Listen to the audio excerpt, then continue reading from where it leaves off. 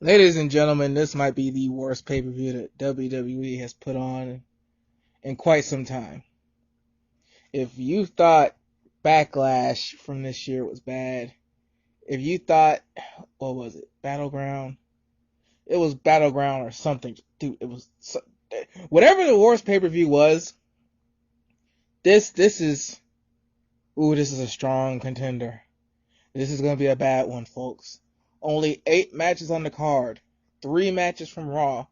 5 matches from SmackDown. The 2 go-home shows were pretty bad. SmackDown was better. But I mean, dude, we did our best to make this go over 30 minutes.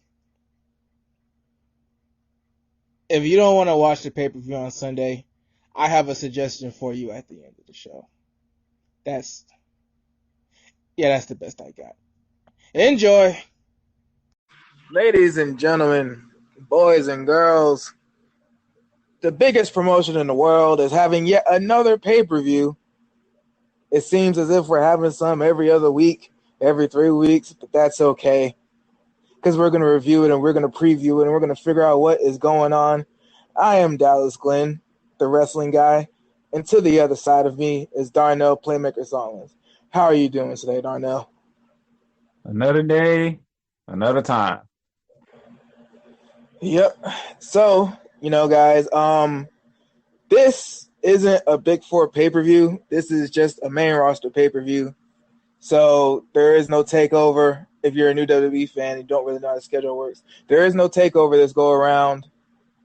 And, Darnell, we kind of kick it off like this. Before we get into the specifics and the card, is it just me, or did you also notice that it really doesn't seem like WWE has cared about the build-up and promotion of Hell in a Cell? It seems like they're way more focused on the Australian show and Evolution than this pay-per-view this month. Yeah, all the focus has been on the month of October, but we in September. Yeah, not getting into the matches yet, but I really think it's a huge drop of the ball. I know that they're writing live TV every week. I know that if you look at wrestling as a TV show, that TV shows get breaks. I know that if you look at wrestling as a sport, that athletes always have an off season or a break in between fights. I get the difficulty between never having an off season and never having an off season as a TV show. But Darnell, it's a huge writing whiff. It's a huge writing botch. How are neither the United States Championship or Intercontinental Championship scheduled to have a match? And it's Friday before this pay-per-view. If I recall, I believe after Dolph Ziggler lost his Intercontinental title to Seth Rollins at SummerSlam, and he was going to broke his rematch clause at Hell in a Cell. Yes. That was my understanding, too. Because it was such a quick turnaround. And we fast forward further along, they lined up with Braun Strowman. The Shield got back together. And then with 2 trios of this magnitude, they want to keep this trio going. So what do? They take the tag team titles off the B team and put them on Ziggler and McIntyre. With Strowman already cashing in his Money in the Bank contract for the Hell in a Cell match for Roman Reigns Universal Championship, which Mick Foley is the referee in that match now. So now the tag team titles replace the Intercontinental title at Hell in a Cell. Which is so ridiculous because Dean Ambrose just returned from injury. They haven't even officially tagged since they got back. It's always been like a Shield segment or something. What has Seth Rollins and Dean Ambrose done? What have they done to get this rematch? I'm trying to remember who they lost against. Did they lose against the Bar? Did Dean get hurt and he vacated? Who did they lose the tag team championships against? I think it was the Bar. That's what I'm thinking. The Bar. No, they won it against the Bar. Because remember, the Bar was going to go to SmackDown. But Dean didn't vacate. Hold on. Well, while I'm looking at that, keep going with your point. It's strange because the question is, when does Dolph Ziggler get a rematch for the Intercontinental title? Yeah, because what's going to happen is if WWE does what we're all fearing that they do, Dolph Ziggler and Drew McIntyre basically just got these belts so that the Shield wouldn't have to beat a babyface team to win the tag team championships. And for just to let everybody know, all the titles on Raw is in two stables, except for the women's. Mm-hmm. So, Intercontinental title, Universal title, tag team titles are all within these two stables. Oh. Pretty much, it's your show for Raw. Like it's literally like, there's the Shield are the Shield, and you know how that goes. And then Braun Strowman, Dolph Ziggler, and Drew McIntyre, they've basically gotten as many heels as possible to join their side in Crusade or whatever have you. So it's literally setting it up for there's who's going to challenge for what that's not one of these 6 guys. Which brings up a good point. You said all these heel guys joined with them. So let's talk about Kevin Owens. Oh, God. He quits one week, shows back up, helps destroy the Shield. Then he comes out and says he came back for one reason only, and that's so he can do whatever the hell he wants to do. And the first person on that list is Bobby Lashley. Get this. He leaves. Braun Strowman he breaks his spirits. Then he loses the Intercontinental Championship match against Seth Rollins, and he just looks like he's lost all of his juice. He just looks like he's lost everything. Comes back a week later, attacks Bobby Lashley. The reason why he came back was to attack Bobby Lashley and basically get revenge and defend Sami Zayn's honor. You know what? They should have sold him quitting longer, but at least what you do is you swerve Bobby Lashley. Bobby Lashley's walking around the locker room. Oh, Kevin quit. Well, that sucks. Well, I took out Sami Zayn. Bobby Lashley, knowing his place in the card, he's probably more concerned about actually getting a match. So, it makes sense. You sucker attack Lashley. You let him know that you didn't forget. You caught him slipping. Good. I would rate it a B- at the very best because they really should have sold that quitting longer, and it really doesn't connect at all. But B- for the sentiment, if that was the case.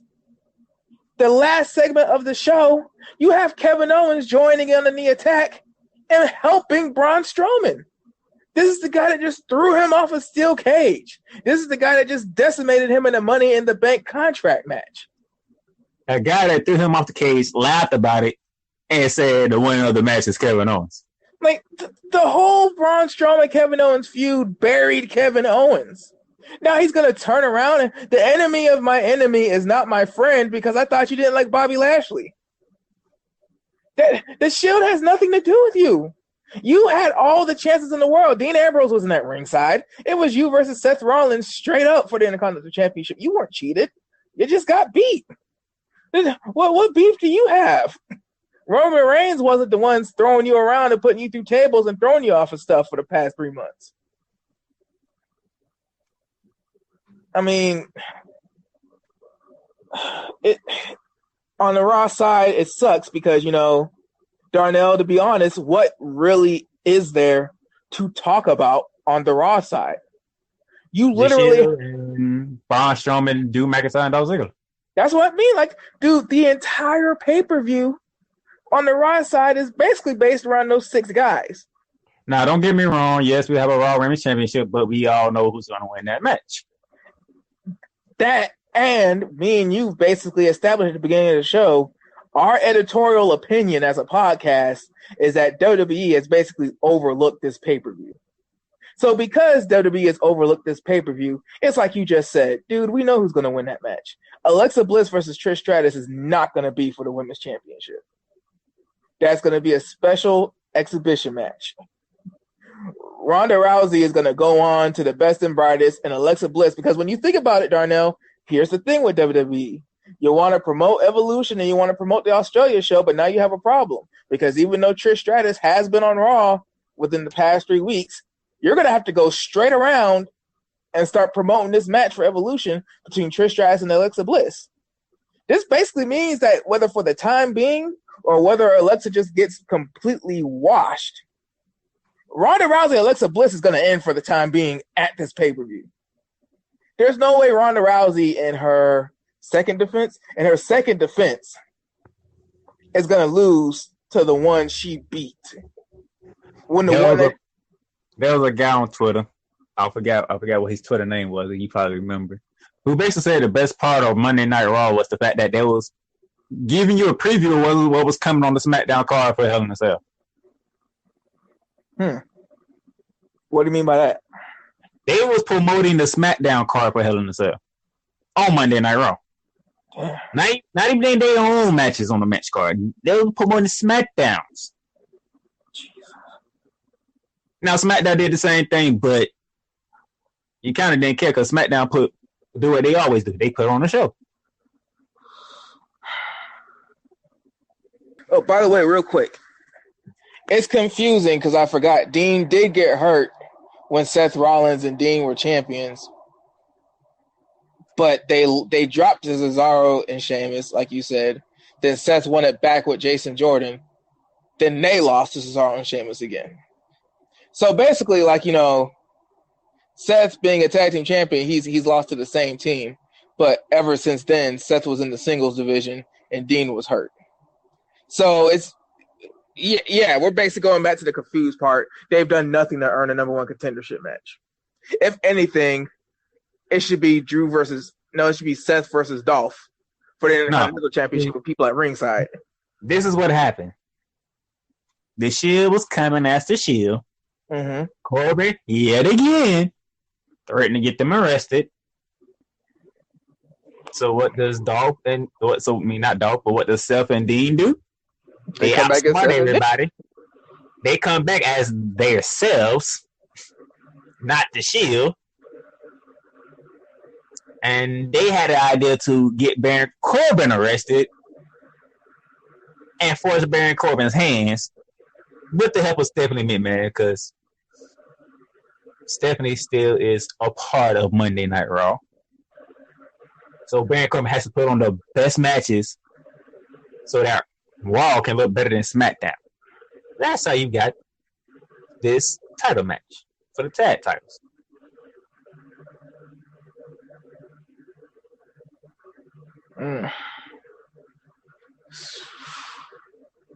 Okay, so that tidbit being established. Okay, so Raw, we know. I'm trying to find. Hold on. So Raw, we know that basically we're in a 6-man tag feud because we've already tried to analyze and figure out why Dolph isn't getting a match. We might as well talk about the other 2 people in this 6-man tag feud. Why do you think they added Mick Foley to the Hell in a Cell match as a special guest referee? Well, quite simple. Why Mick Foley came back anyway? It's the 20th anniversary of probably the most uncomfortable matches you can ever watch in wrestling history. Mankind / Mick Foley against The Undertaker inside Hell in a Cell. No need to get into the details because pretty much everybody already know what happened in that match. Yeah. So now that the question being is, does Mick Foley call it down the middle? Or does he do something unthinkable? Because usually we know when Mick Foley is the referee, He calls it down the middle. So that would be an interesting pot line to watch for the main event. I think Mick Foley being in the match is just another example of, dude, WWE, they didn't promote this pay-per-view. They didn't care about this pay-per-view. Darnell, I know I have my opinions like I usually do. Darnell, I'm sorry. These were the go-home episode for Raw. I didn't even know there was a pay-per-view this Sunday. Like, if you watched Raw this week, you didn't even think there was a pay-per-view this Sunday. Maybe next Sunday, but not this Sunday.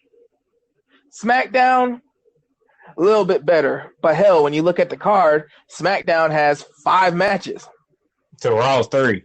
Yes. So literally, the Raw side of the pay-per-view is like we said, and you throw in a women's match in there, which everybody knows that Ronda's going to win because you've already announced Alexa Bliss for Evolution.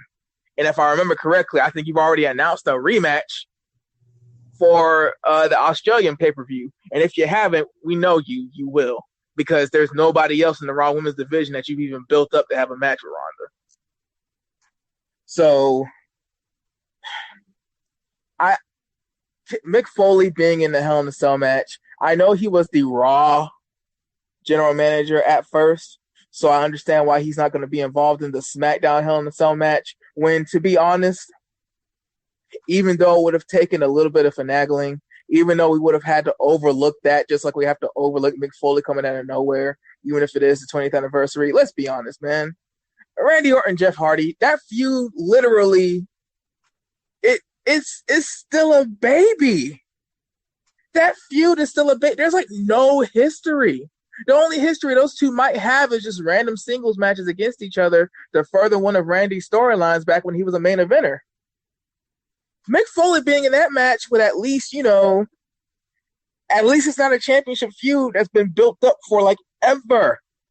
They've been building basically Strowman Reigns, when you think about it, since last July or this July. No. Because Strowman's basically been like the number 2 babyface for a minute.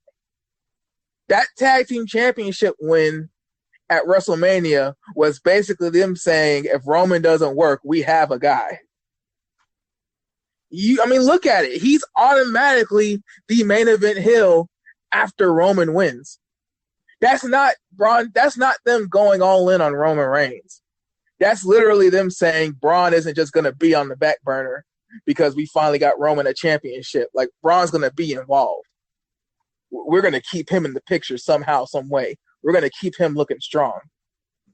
I just think Mick Foley being in the match is so lame, because when you think of Mick Foley, not Mankind, not Dude Love, not Cactus Jack, when you think of Mick Foley, it's the morals. It's the happy-go-lucky. It's the I want the good guy to win, and we're going to call things right down the middle, fair and square. And the thing that bugs me is it's a Hell in a Cell match, but Mick Foley is clearly such a teddy bear, lovable baby face. I'm worried because Braun Strowman is clearly the heel in this feud. And when you have babyface special guest referee, plus top babyface, plus monster heel, even if it is Hell in a Cell, it just screams like, oh God, they're going to try some way to have Roman win this match, but have Braun Strowman look like he didn't really lose. Something got in the way. And dude, that's so lame, because it's like, if Roman Reigns wins, Darnell, you can't have Dean and Seth win, right? Like, not this early. You can't have them have all the championships this early, can you? I don't know. On this one, I don't know. I don't even have a prediction, to be honest. I don't know. It's a toss-up, because pretty much no matter how this pay-per-view goes on the Raw side, all the titles will still be within these two stables. And you know that they're at least going to be fighting until the Australian pay-per-view. Roman hasn't been booked yet. Dolph and them haven't been booked yet. So you know that either the Australian pay-per-view or they've been booked. Both stables going against each other in Australia. It's a 6-man tag? 6-man tag match. Oh, well, hell. So you already know, like, this is still going to go. That's what I mean. Like, it's too early for one side to have all the titles. Like, it's too early. Because how is one stable going to be naked and the other stable have all the titles on the show? And we're supposed to believe that this match matters in Australia. We know that after all this time, they're not going to have Roman lose. I mean, I think that's why this is technically a Money in the Bank cash-in. It's been 2 weeks for Braun Strowman to be a heel and say, you know what, you already booked the match. I think I'll just take this with me now. Because when you think about it, Braun's a heel now. The match has been booked. The match is already written in stone. Who's to say that he takes the briefcase, but the match already still happens? He doesn't technically cash in the briefcase until he walks down to the ring and gives the briefcase to a referee. The thing that's so frustrating is, like, WWE will keep continuity as far as this being a Money in the Bank cash-in, but you can't be a heel and outsmart the system and just take the briefcase back because the match is already booked. It's been booked. It's been promoted. I mean, think about it, Darnell. Baron Corbin is a wrestler turned general manager. What is he supposed to do if Braun says, you already booked the match, give me back my briefcase? What's he supposed to do? A, Braun is bigger than him and tougher than him, and Corbin's a suit now. B, Corbin's never been a manager before. He's never been in charge of anything before. Where's Stephanie? Where's Triple H? Like, who's supposed to help him out in that situation? It's basically set up for Strowman to take the briefcase back and just have the match anyway because it's already booked. And put he needs help anyway. Exactly. Like, but that's my point. It's like him being GM is not working for me. It's not because, I'm still getting used to Corbin and like in general. NXT Corbin, the main roster Corbin, I'm used to like the lone wolf. I'm used to like, the whole look. When I looked at Baron Corbin, I thought to myself, that's basically if Bray Wyatt was going to be the horror version of The Undertaker moving forward, I looked at Baron Corbin like if Biker Undertaker was reincarnated, that was Baron Corbin for me. And now it's like a complete, like, it doesn't work for me either, but for different reasons. I think that he's doing the best that he can. I think that in the long run, this is going to help his mic skills and his promo skills because all he can literally do is talk. He could already wrestle, but he didn't really know how to talk. I think in the long run, this is going to help him develop.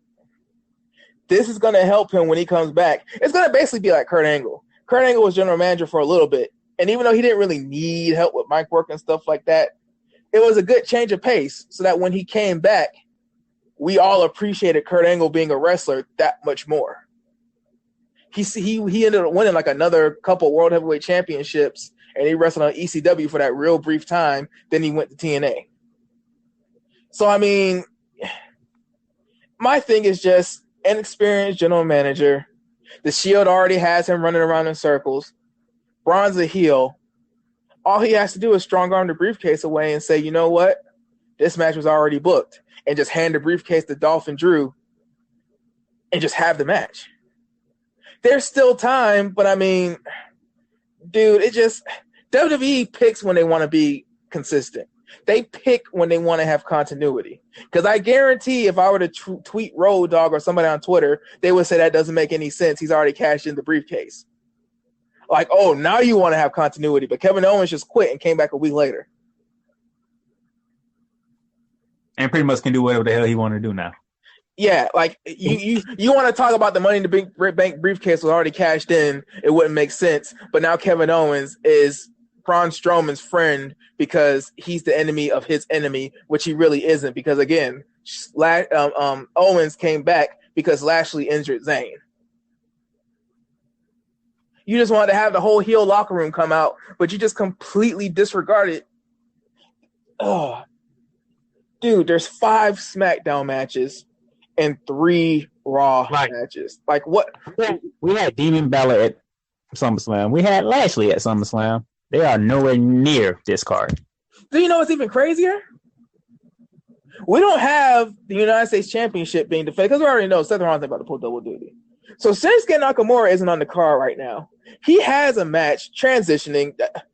We're transitioning because, dude, we can only bash Raw for so long. So transitioning to SmackDown, Jeff Hardy and Shinsuke Nakamura basically have a throwaway match. It's so lazy. It's so lazy. Shinsuke wasn't doing anything, but you also wanted to do something for the Jeff and Randy feud before the pay-per-view. So you have Jeff and Shinsuke have a match, and then Randy Orton does the classic come off screen and push Jeff off and get Shinsuke DQ'd so nobody really loses. Isn't there some other heel on the SmackDown roster that Jeff could have had that match against? For it to make sense, nah, because this all started when Shinsuke beat Jeff Hardy for that U.S. title. But what makes it even worse is Shinsuke and Randy aren't friends. They're not a tag team. They're not even a duo that's a loose stable. Randy just always happens to interfere. And you know, at this point, I think it's already established. He's not interfering on Shinsuke's behalf either. No, Randy just being Randy. So, I mean, I've noticed that 205 Live, they already said that their Cruiserweight Championship match is going to happen on TV. So, like, I've noticed that there's not even been a match announced for the kickoff show. Like, there hasn't even been a kickoff show, like, really, really announced. Like, you know they're going to have one. But my thing is just like, so are they not going to announce Shinsuke? Is Shinsuke just going to come out during the kickoff show and cut a promo and basically like, oh, going to host a kickoff show? Jonathan Coachman. Oh. Coachman going to host a kickoff show? Yep. Interesting. Yep, full-time switch, and I don't blame them at all for it. Coachman, you could tell he's rusty. You could tell that he doing ESPN stuff. I mean, let's be honest. Say what you will about wrestling for all the people who are negative about wrestling. Live TV every week. They might have notes about the match. Vince McMahon will be in their ear feeding them stuff every once in a while, but for the most part, for 3 hours, it's them. Coachman was doing Sports Centers with a teleprompter for how long? 8 years? He got comfortable with that teleprompter, and you could tell. Just, yeah, it wasn't working. So, you know, at some point, it's like, you know, again, women's evolution, big push. Renee Young is good enough. She's more than good enough. Which is good because she'll be fully engaged, fully within everything by the time Evolution gets here. Exactly. You know, it doesn't seem as rushed. And Renee Young is already one of the best pure what I mean by pure commentator is not a wrestler that got hurt. She's probably the best pure commentator in a minute. You're talking like, you know, when you're talking pure people who just use the mic, you're talking Howard Finkel, you're talking Michael Cole, you're talking Renee Young. Huh? Good old JR. Good old JR. Multiple Hall of Fames. So, you know, Mike Tenay, it's a very short list of people who actually weren't wrestlers first. Now, granted, JR and Cole, they had matches, but that was part of, like, gimmicks. They were never wrestlers. That was just a part of, like, storylines and stuff. They were, like, legit, like, broadcasters through and through. So, I mean, you know, Renee, she's in that class, man. She's good. And I think with Coach, because he was doing Sports Center, analyzing sports and doing takes and predictions and stuff like that, I think that'll be a good fit for him moving forward. And he can still do his other projects and stuff because I think he still does stuff with the Golf Channel and everything. So it works out. But yeah, I'm guessing that Shinsuke just comes out during the kickoff show, cuts a promo, and they just do a U.S. Open challenge because they haven't even announced a match for the damn kickoff show yet. They already had the B team's rematch this past Raw, so that eliminated that kickoff match. Oh, you know they had to do hurry to get rid of that one. Yeah, they had to go ahead and get rid of that one because they're going forward with the trios feud for a while. So they got that out the way. I mean, there's only 8 matches, so you can't put New Day versus the Bar in the kickoff show. There's only 8 matches. Like, shout out to Rusev Day. Shout out to Rusev Day. Rusev, say what you will. When they first gave Rusev this gimmick, I bet everybody who's always critical about WWE said, "Oh my God, Rusev deserves better." Dude, wait your turn. WWE is all about waiting your turn. If you're in the Raw main event picture, I'm sorry. Yeah, it doesn't matter what you do. But dude, if you're in the mid card, how many times does WWE have to basically show you, like, the tag team division is your chance? If you're not doing anything, if you think you should be doing more, if you think you need more TV time, how many times does WWE need to show you the tag team division is your chance? New Day, B Team, Rusev Day, The Bar, Breezango when they were on SmackDown, Heath Slater and Rhino, the Usos when they did their gimmick change, because Lord knows they were close to a breakup before that gimmick change. They were getting stale. Dude, but let me be honest, though. Rusev, the English got the title match. Mm-hmm. But I kind of wish it was down the line later. Yeah, because they already announced the match. Yeah, they already announced the match. We have a tag team match in Australia. Yeah. For the SmackDown tag team titles. And it goes back to the first thing me and you said in this episode. They really did not care about this pay-per-view. They really have put this pay-per-view. And what sucks is you're going to do the production value. Because at the end of the day, it doesn't matter how much power Vince McMahon cuts. It doesn't matter if he doesn't do a different set for the pay-per-view or not. You're still going to run this pay-per-view. You still got to pay the boys and girls for being there. You still got to pay the ring crew. You still got to pay the venue. You still have to pay for this pay-per-view. NXT was just for like, you know, suffice it to say, it was just for ish and giggles. It was just to move forward long-term storylines. 205 Live, you guys are still trying to figure out. Now you've got Drake Maverick and Drew Gulak and Leo Rush on Raw. You guys are trying to figure out every way to get people to watch 205 Live. So it's like, dude, this month, what did you really give people to buy the network for? They should have went ahead and let the Bar win. That way, you could have built the Australian show even more for that match. Yeah, because all you gotta do is have, like, you know, have double. You do it for the WWE Championship. Why can't you have some kind of fucking or whatever? Like, oh no, dude. It's I keep forgetting, what else did they announce? We already know that Sade and Bay is going to make it through the end of October. Yeah, because they announced that match. We did a post. They announced that match like earlier this week. I didn't say the beginning. I said the end of October. This is going through Evolution. No, that's what I mean. Like, yeah. Well, It's going from Hell in a Cell to Australia to Evolution. Yeah. Yeah. So people, sit back, get your popcorn, because this is going to be a long rivalry. Yeah, I mean, have they announced a rematch for Samoa Joe, AJ Styles yet at the Australian pay-per-view? I think they did.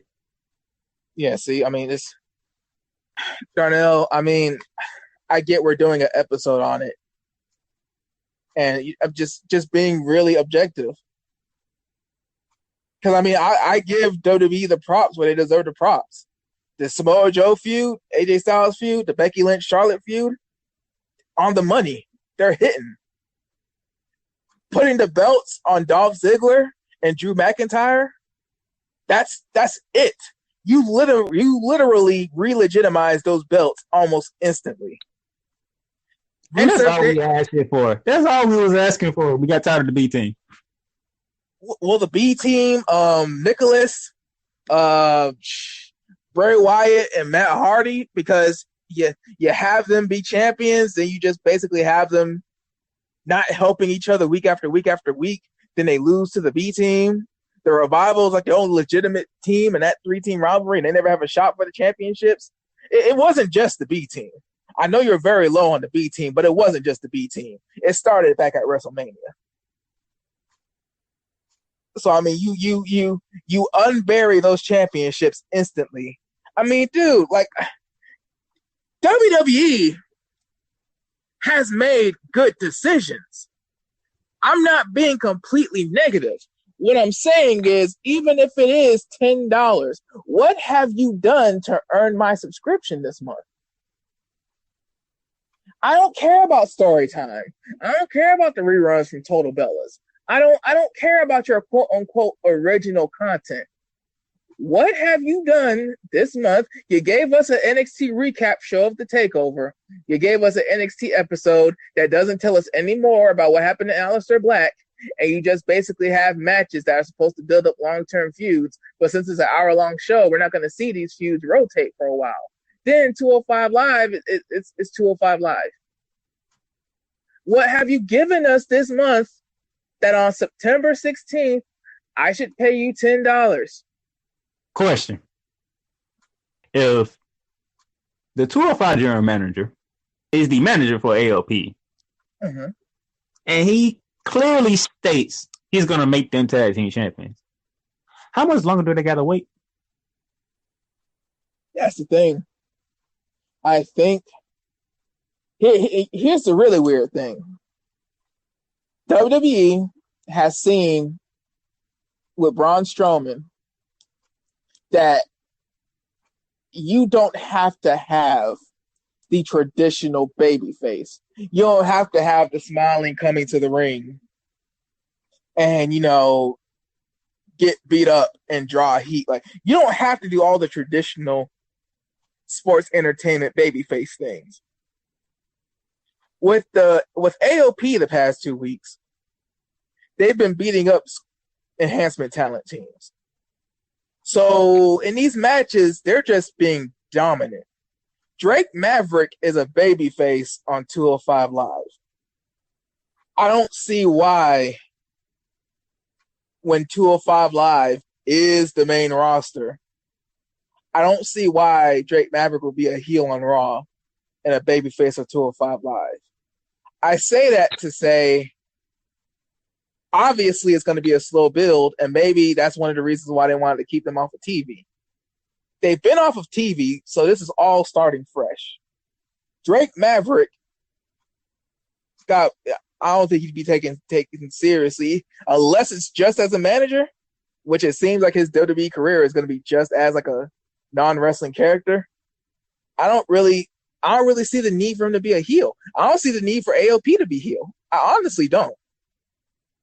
And with them having 2 squash matches, what have they really done in these squash matches to show that they're heels? All they've done is run over people. I think that, obviously.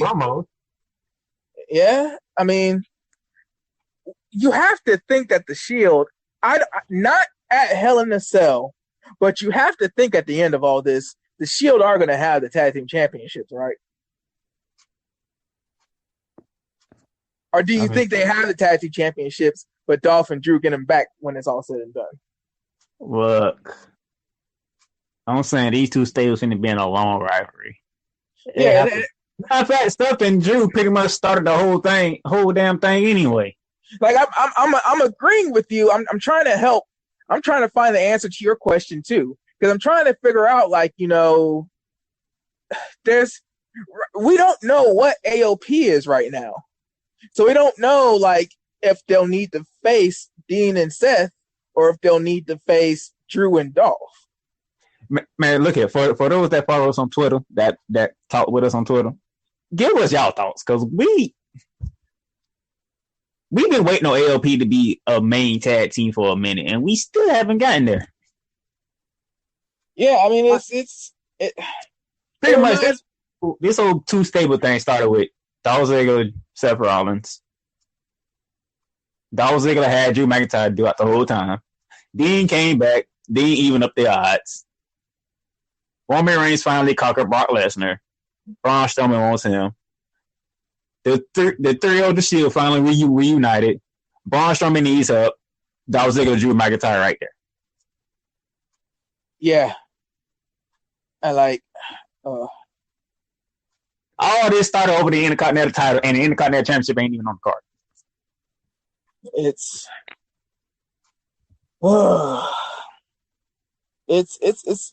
tough, man. You know, pretty much we telling y'all, you don't have to predict or what's finna happen at Hell in a Cell, because guess what? They already gave it away by all the matches that they put for Australia, promoting that and Evolution. Darnell, before we talk about the 2 feuds, well, 3 feuds, okay, 2.5 feuds, because I can make arguments on either side for the Daniel Bryan, Brie Bella, Miz Maurice feud. Darnell, besides the fact that you kind of like have to watch it, so actually you really don't. Why would somebody watch this pay-per-view? Why wouldn't somebody just skip the $10 this month and watch this pay-per-view? Well, why don't they just skip it and just wait till next month and just read the result? I mean, you have to want to see what's going to happen between Jeff Hardy and Randy Orton inside Hell in a Cell. You want to see if Jeff Hardy is actually going to jump off that damn cell. Do you really? Yeah, because that's what he does. And that's my point. Like, do you really? He's 40. We have the. Do we really? People like saying that's what made Jeff Hardy Jeff Hardy. He jumps off stuff. So if you read and he don't jump off it, you're gonna be mad as hell. Because if you read it and he did jump off, you're gonna want to go back and find a video somewhere and see it. But think about it, like almost every match, even including a steel cage match, people have been thrown off the top through a table. Shane went through a table. Owens went through a table. Dean and Seth fell at the same time through a table. Yeah, but guess what? Every time it happens, it feels that great. No matter how, we've seen it 1,000 times, but we still can't get enough of it. So for a non-title Hell in a Cell match, we're gonna watch this entire pay-per-view and pay this $10 to see a spot that we've seen over and over and over again. So you don't have to pay for it. You can skip it. I mean, if you want to skip it, you can watch the Giants and the Cowboys on Sunday Night Football. That you could. America's team against probably most hated rivals of the known decade. Random question, since you bring that up. It's not the first week, but you still have that initial NFL excitement and surge. Do you think that has anything to do with the very lackluster pay-per-view they presented? Do you think they kind of like know they wouldn't be able to compete with the Cowboys-Giants game? Vince is a smart businessman. Vince is a very smart businessman. Because if you actually think about it, since we're going to bring the football into this, notice that the Australia is at the beginning of October and not the end of October. Yep.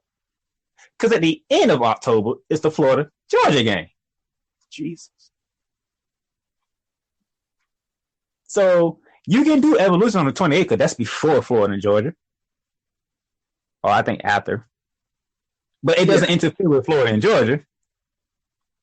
But the Super Show would have, because it's on a Saturday. Early Saturday. So you're going into week 4. Pretty much you'll have some conference games, most likely. Some nice good ones. But pretty much your main hype games have ended this Saturday. And you're not going to get to some more really good I must see games until like the end of October into November as we close down the season. So maybe Vince did do it. So you know what? America's team is on Sunday night. They playing them Giants.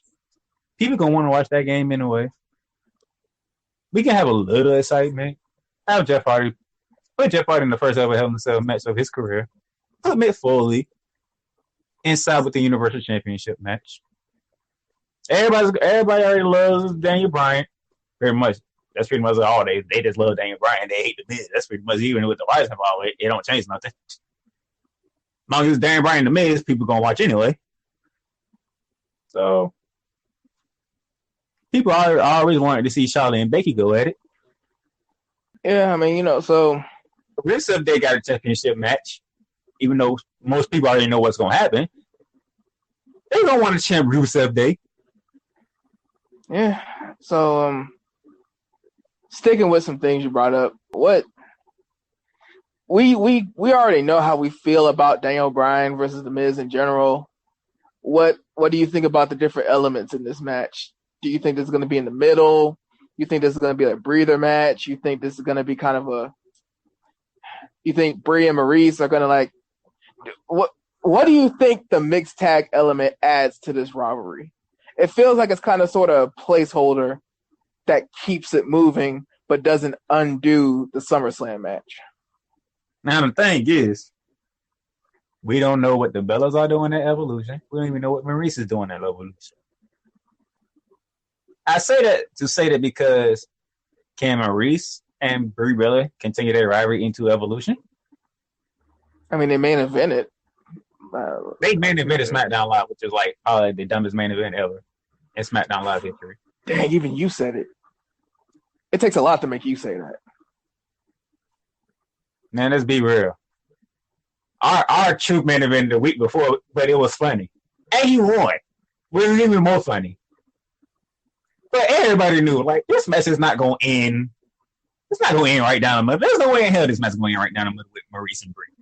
We know something's going to happen. They could have had Jeff Hardy and Shinsuke and be the main event. What do you think? I know I sound cynical. Dude, what do you think about Nikki Bella beating Ruby Riott?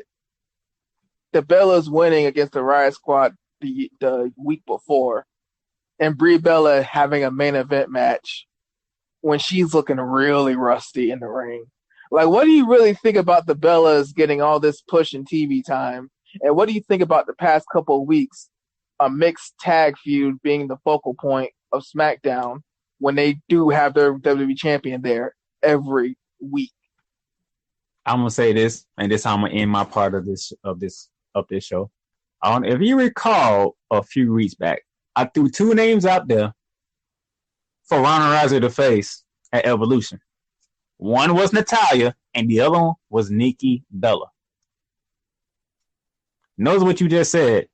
Nikki just beat the leader of the Riott Squad. Will it supposedly be credible? Am I right? Yes. Notice Ronda Rousey doesn't have she has a match, but they didn't select her opponent yet. Mm-hmm. And notice the two main people who has Ronda Rousey's back is the Bella Twins, Nikki mainly, and Natalya. Somebody turning their back on Ronda Rousey. Which one it is up to WWE to pick. But out of the two names, is it a Nikki or Natalya? So far, I'm leaning towards Nikki because they giving Nikki these big matches to make her credible. Mm-hmm. And only thing I can think of at the end of it, you will be the one facing Ronda Rousey at Evolution. Yeah, I feel like, because another thing is they have Brie with Nikki on Raw, but then they have Brie in a completely different feud on SmackDown. It's even though it's a brand extension, but that's besides the point. It's going to be confusing when Nikki turns heel because I don't think they'll do babyface versus babyface unless Nikki's going to turn heel at the Australian pay-per-view. But it's going to be tricky because, Brie is going to be with her husband on SmackDown being a babyface, but she's going to have to be a heel with her sister on Raw. That's going to look stupid as hell. But I'm with you. I'm thinking they're burying Natalya. Dude, they had her tap out to Alexa Bliss. It can't be Natalya. So, yeah. Well, on my end, because to be frank, people, It's an 8-match card. We don't even know what's going to be on the kickoff show. How are we supposed to have a long podcast episode when they clearly just didn't give anybody anything to work with this pay-per-view? So if you're somebody who honestly isn't trying to pay $10 for this, if you're somebody who feels like, you can give another promotion a chance, whether their card has championship matches on it or not, then, there is something for you this weekend. CMLL, the oldest wrestling promotion in the world, based out of Mexico City, Mexico, they're having their 85th anniversary show this weekend. Their anniversary show is basically their WrestleMania. They have mask versus mask matches. They have mask versus hair matches. Lucha Libre traditionally focuses on tag team wrestling, so they have a World Trios Championship match. And they have Matt Taven from Ring of Honor going against Rush in the main event with some tag team partners. I think it's a 6-man main event. It's a different flavor. If you pay attention to the industry as a whole, you know that CMLL has a working agreement with New Japan. So you always see CMLL wrestlers working the Super Juniors, Fantastica Mania, all that good stuff. And you see people like Okada and Naito and Ibushi and all them go to CMLL back and forth.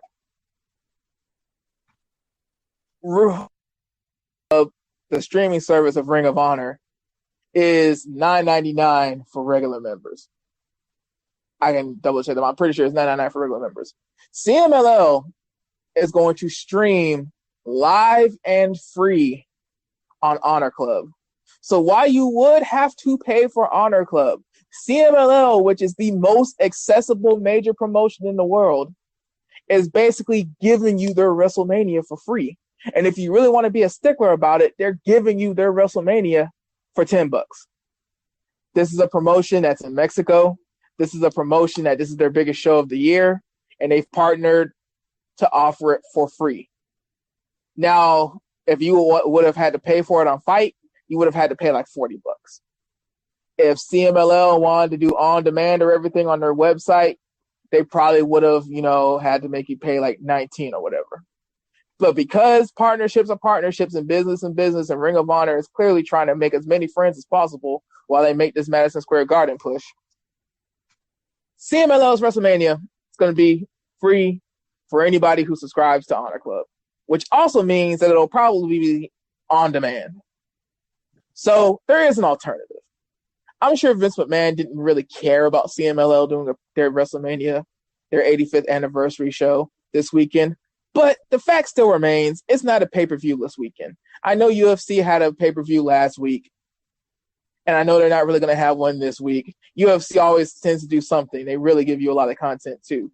But if you want, like, pro wrestling, if you want a different flavor, if you think that WWE basically uses their championships as like, here, look, a championship match. Don't you want to watch? Try seeing the other side of it. Only one championship match, but there's hair versus hair matches, and then the work rate is really, really, really, really good. CMLL is traditional lucha, and these are guys that can go in any promotion and have a really good match. Guys like Alberto Del Rio, the original Sin Cara, I don't know if that's a good thing, Cien Almas, Shinsuke Nakamura, and I think Finn Balor. Lots of people, they've worked in CMLL before. It's a good promotion. It's probably going to be a good show. I'm probably going to watch it.